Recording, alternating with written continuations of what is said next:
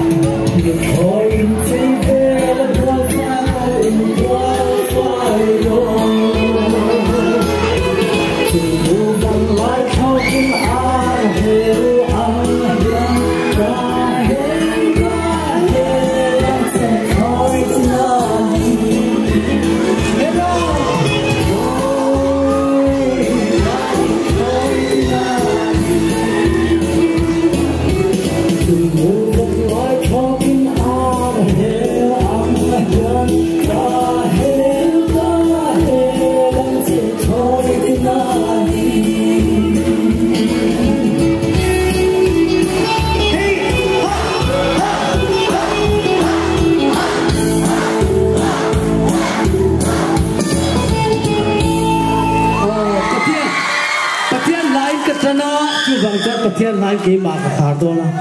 cái mà hiếu đâu ạ program đầu tiên mà anh thu hút thì khá nhà kan thì chính việc về nữa đấy là thu hút không phát thiên là kan sẽ đó là phát thiên thì kan chia phố tour này mình chơi tour cái mà mình có một tour này me bisultan na tisen dua pe kan tiang oh pe tiga apa tiga Hãy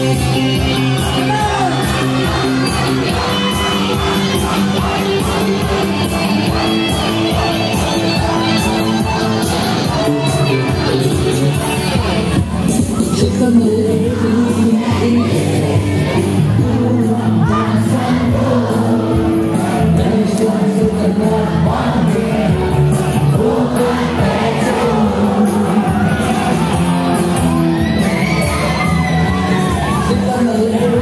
Ghiền Mì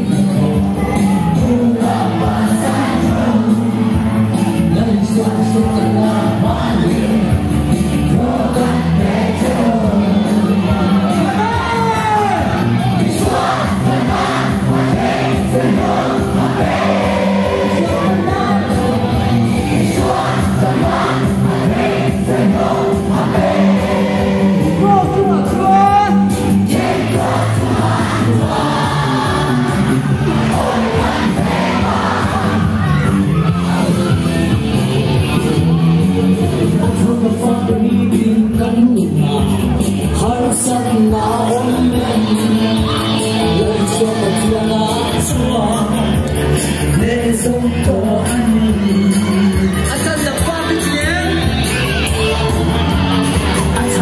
lỡ những video hấp dẫn.